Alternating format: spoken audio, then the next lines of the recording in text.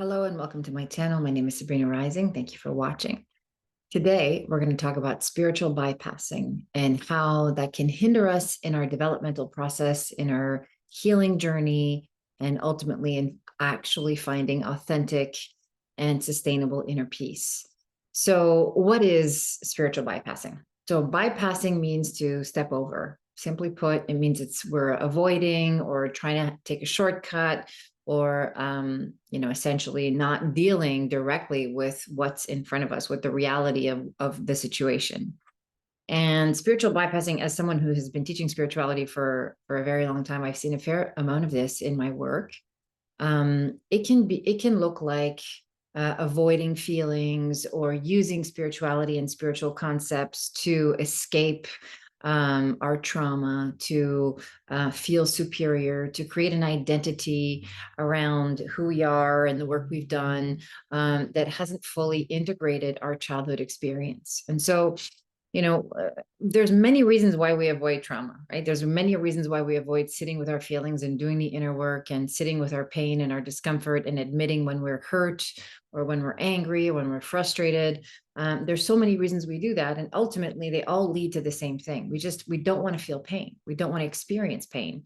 And resisting this pain can create all kinds of chaos in our lives. Okay. So one way in which we avoid our pain is called spiritual bypassing. It is when a person is doing inner work or trying to do inner work or trying to create an identity of a person that's doing inner work without actually doing the work, right? So you can be a person who meditates, or you can be a person who, for example, engages in rituals and dogmas and practices. You can be someone who practices yoga. You can be someone who, goes to retreats or does every program under the sun or reads books, or you can be someone who can seem, look, and feel and categorize yourself as a spiritual person.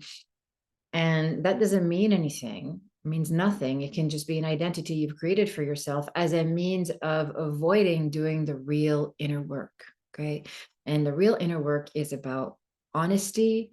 It's about integrity. It's about being willing to sit in the uncomfortable feelings, which you hear me talk about all the time, right? This is the stuff that we're always avoiding. And spiritual bypassing is just one way in which we do that. We can avoid our pain by developing codependent relationships. We can avoid our pain by becoming workaholics or becoming addicts in any one particular area or with one particular substance. We can avoid our pain by focusing on other people and what they should be doing. And so there's so many different ways in which we do this, as I mentioned earlier. And today we're really just focusing on spiritual bypassing and understanding what that is. Now, sometimes we're bypassing and we don't realize that that's what we're doing. So for the most part, in my work, I've seen, human beings take on spiritual ideas and really resonate with truth and really resonate with the work that's being demonstrated, whether it's a book they read or a practice that they've engaged in, or perhaps something they've heard me say, and they really resonate with that, but they're not fully embodying it. And the embodiment of the work is where that's the hard part. It's the part where we have to actually look at ourselves honestly and say, can I really be in a place of love? Can I really forgive? Can I really, let go of my resentments? Can I really face some of the darker aspects of who I am and who I've been in order to truly forgive myself? Okay. And so it's very, very important that we take an honest look at ourselves. So the way to avoid bypassing our process, which only ends up hurting us in the end, right? So if you are someone who is engaging in lofty esoteric concepts or trying to practice, for example, law of attraction, or trying to practice, the Course in Miracles, which is a wonderful body of work, or trying to practice sacred feminine or divine masculine, or wherever you are in your spiritual journey, even if you're someone who is just identifying as a yogi or a meditator, as I mentioned earlier, ask yourself if you are fully living the work that you're reading about, identifying with, relating to, that you enjoy listening to. For many years, even in my own journey, when I was much younger, just getting started, I enjoyed hearing certain things and I enjoyed reading certain books, but I wasn't living the work yet. I was still just kind of dabbling, just trying to find a way to explain what I was experiencing rather than just working through it. Okay. And this is very normal, especially if you're new in this work. I really want to share that it's not like you're doing something wrong. It's, for the most part, unless you're intentionally setting out to create an identity that detaches you from what happened to you, there's a much deeper psychological issue there that we can address in a different video. In today's video, we're just talking about people that do spiritual bypassing without realizing that they're bypassing, okay, without realizing that you're skipping some very important fundamental steps to the inner work journey that will allow you to develop the foundation and the emotional maturity that's required for that wounded part of you to be fully integrated and to individuate, go through all the processes that perhaps you skipped in childhood, most of us did, right? So to fully individuate and emancipate ourselves from the values we inherited from our caregivers, so that we can ultimately be free, right? We can be free and create the version of ourselves that aligns with whatever it is brings us the most joy. It could be anything, right? You can, a spiritual journey isn't necessarily meant to breed a particular type of person, right? That does certain things, or that eats a certain way, or that practices a certain philosophy. There's 10,000 ways to God, right? There's so many different ways to become fully liberated as a person. And so whatever your spiritual practice is doing for you, it should allow you to connect to those deeper parts of you that are experiencing pain, right? That's all a spiritual practice is meant to do, is to allow you to look into yourself with honesty, with compassion, with empathy, and to be able to transcend those painful points by bringing in those qualities of empathy, compassion, and obviously unconditional love. And as we learn to relate to ourselves in that way, we learn to embody unconditional love. This is all we're meant to do. This is what the whole human experience is for, is learning how to sit with our discomfort and embrace it and meet it with unconditional love until we can embody that experience. And once we've embodied that experience, we've liberated ourselves from suffering. We've liberated ourselves from resistance. We've liberated ourselves for the need even to identify with anything other than love, right? So spiritual bypassing can happen very easily. It's very tempting to want what other people have. If you're on an inner work journey and you perceive that someone is ahead of you, it's very tempting to want to jump ahead of ourselves and say, no, I'm someone who does this, or, all of a sudden I'm a vegan, or I'm a person who drinks cacao, or I'm a person who does yoga, or I'm a person who does vipassana, or whatever your spiritual journey is. These are just some of the modalities that I'm naming. There's a million of them out there. You don't have to be a person who does something in order to be something. Inner work is about learning how to just be with yourself, exactly as you are, where you are in your healing journey. And so it's really important, if you're watching this video, if there is a process, for example, in your inner work journey, or whatever modality it is that you're engaging in, that doesn't feel quite authentic, it doesn't feel like you can fully get there and fully embody it and live those principles, it's because you're not ready for it yet. There's nothing wrong with you. It just means that you haven't quite gotten to the point where you can authentically live something, and that's okay. It's kind of like saying, everything happens for a reason, right? This is something that we say in spiritual community and inner work. And I've said it a million times. I say it to myself, I say it to my clients, I say it to, my loved ones. This is a principle I live by. Everything happens for a reason, but I don't use that phrase to deny or negate my feelings, right? I'm still able to process disappointment and sadness and frustration and anger without just painting it with this everything happens for a reason brush and then just moving on, right? This is an unhealthy way of using this concept of non-attachment, right? Non-attachment means I'm not attached to the current circumstances or the current outcome. I'm open to whatever serves my highest and best good, right? And so, but I'm saying that authentically, right? I'm saying that from a place of sincere heart's desire to truly embrace whatever serves my highest and best good, knowing full well that could mean I have to sit with my pain first, right? I have to first feel disappointed and feel sad and feel angry and feel frustrated and feel resentful. I have to be able to process those feelings in order to get myself to be able to say, I can see now that everything happens for a reason with integrity. Okay. It's really important that spiritual bypassing is kind of like, a way to escape where we are. We can use it as a way to escape and I'm not saying that, you're doing this intentionally. As I mentioned earlier, this video is for people who are really just engaging in bypassing without realizing that they haven't actually developed the tools, the foundation, and as I mentioned earlier, the emotional maturity to really embrace and embody some of these concepts. And I teach a program, a level 1 program that is all about inner child work, where we go back to the beginning, the early stages of development. We deal with parental relationships, we deal with resentments, we deal with pain, we deal with trauma, all the things that happen to you in early childhood. And the reason I think it's so fundamentally important to begin there when you're on an inner work journey is because we have to go back and pick up the pieces that we're missing, right? We have to go back and heal those early childhood aspects of who we are so that we can truly let go of our pain and release ourselves from toxicity, from, resentment, from grievances, from trauma, so that we can get to a place of self-acceptance and forgiveness that has integrity. Spiritual bypassing can be, turn the other cheek, or just forgive, or let live, right? Those kind of phrases. And I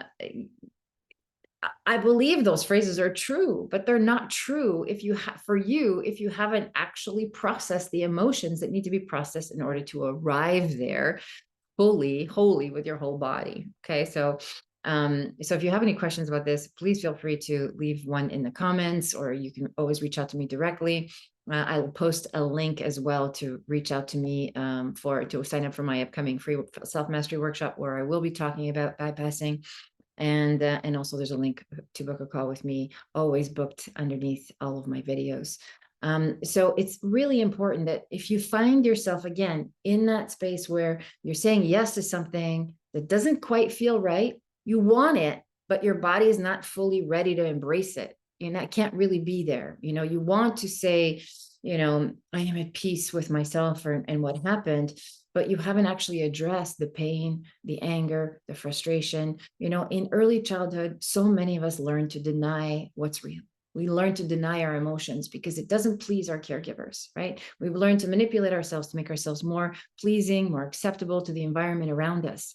And so we never really unlearn this behavior. We never stop doing that until we realize that we're in so much pain, or perhaps we realize that we're really not getting any of our needs met, or that life doesn't feel quite as fulfilling as it could, and there's something missing, right? So if this is you, go back and sit down with some of your early childhood trauma, early childhood pain. It doesn't have to be a big traumatic childhood. It can be something even fairly benign. The point is if you didn't get your needs met in early childhood, chances are you've never learned that skill to be able to sit down and meet your own needs and really reflect honestly on what those needs are and ensure that you're meeting them. It's okay to be at the phase of learning to do your inner child work. It's okay to be in the phase of not ready to forgive yet.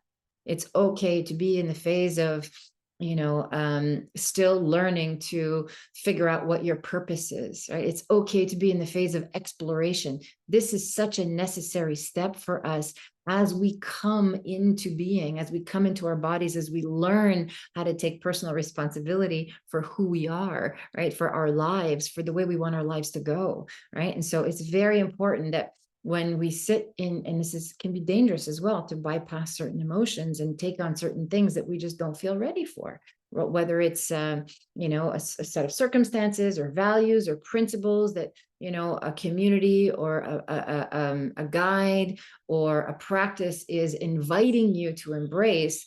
If it doesn't feel right for you, it isn't.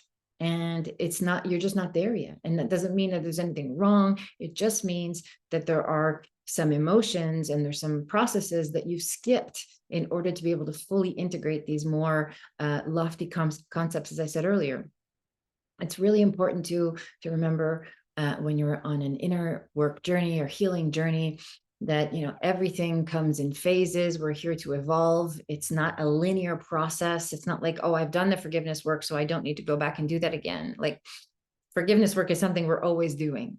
We're always practicing that, or I've done, I meditate all the time. And that doesn't mean that you're going deep and processing your feelings and really engaging with, present moment awareness to evaluate where you are and to develop equanimity with whatever your circumstances are. Okay, so this is a daily practice. There's no such thing as a home free state, and I say this all the time in my programs. We can be doing inner work for years and years and years. A conscious person who is committed to living in love and embodying the principles of peace, of compassion, of empathy, of being clear so that you can set intentions and create a life that really lines up with your values and feel worthy of that life and be able to receive that life. This is lifelong work. It is a lifelong work, and it's really important that we be gentle with ourselves and we don't bypass, we don't try to skip steps, we don't try to step over necessary parts of our healing journey, because what happens when we do is that something will trigger us and throw us right back where we need to be. And this is the beauty of living in a benign universe, in a practice that allows you to manifest exactly whatever it is that you need, right, in that moment. Sometimes we don't realize this. We think, oh, I thought I was further along, or I thought I had already learned this lesson, or why do I keep learning the same thing over and over again? Why do I keep attracting the same situation over and over again? The pattern is showing you that there is inner work to be done, that there is something to go back and sit with and visit within yourself so that you can master it, right? We're here to master the world before we can transcend it.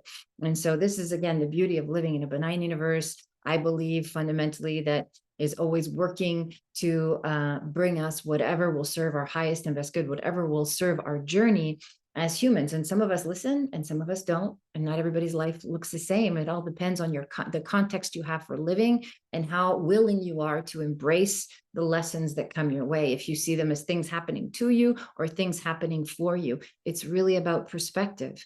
And so wherever you are in your healing journey, as I mentioned, and I say this in every video, I have been doing this work for a very long time, and I'm still learning and still growing and still integrating certain aspects of myself. We often refer to an inner work journey as an upward spiral. We're always looking at our stuff. We're always looking at our issues, our imprinting, our childhood stuff, our pain from an elevated level, from a new level of awareness, a new perspective, perhaps having transcended some of that deeper pain, but still seeing the patterning and able to, watch ourselves with more love and more compassion and more empathy along the way. So really important, if you are on a healing journey, do this in stages and steps. You can create any process that serves your needs. I often tell my clients, set an intention for a gentle process, a gentle unfolding. Allow for your healing journey to be whatever it is you need it to be. Allow it to move at the pace that you need it to move at in order for you to fully integrate each thing. Emotional maturity is what we need to develop before we can really learn detachment. Okay, so when people come to inner work, we usually come into inner work with an ego that's out of control, and I say that an out of control ego can look like a person who is acting in self-destructive ways, or a person who is not loving themselves, or denying their value, denying their worth in whatever way that shows up for you. It can be very specific to your own journey. So just take a look at that to see if your ego is out of control. Okay. And the first step in healing is to control that ego, right? Is to stabilize it. We want to stabilize it by creating a healthy sense of self, a healthy self-esteem, a healthy relationship to the world. We want to heal the relationships we have with other people. We want to learn to be in the world. We want to learn to love and embrace and accept our humanity. And this is the phase that most of us stay in our healing journey. And it's totally fine to be in this phase of self-love, self-affirmation, self-worth, self-actualization. This all falls in this category. We hear is the phase where we get to manifest abundance, relationship, career, the life that we want. We get to master the experience of being human, and it's a beautiful thing. And the phase beyond that, for those of us that are committed to evolving beyond, the gifts of this human life, from there we can learn how to deconstruct our ego, right? Then we learn to disidentify with things. We learn to really kind of peel back all those layers and be in that phase of dissolution, right? Being that phase of letting go, of pure non-attachment, pure equanimity, pure inner peace, right? I am everything. I am the source of everything. And that's also a really beautiful phase to be in, but we can't get to deconstruction of ego from an out of control ego. We have to move into that middle phase, into that second step of rebuilding self. And rebuilding self requires honesty, inner work. It requires the emotional maturation process that most of us have never really gone through. And the real true individuation, not just physical individuation from our parents, but the mental and emotional individuation that we really need to engage in order to disidentify with things that we've learned, whatever we've been conditioned with, doesn't align with who we are, with how we see ourselves, with how we want to experience the world. Okay.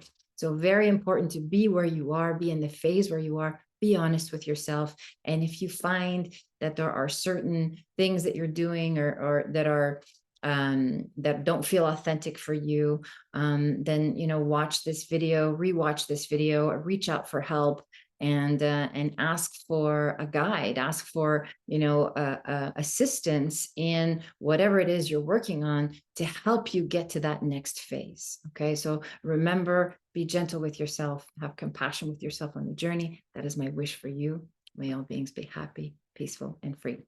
Don't forget to subscribe, and don't forget to leave your comments and questions at the bottom of this video. Talk to you soon.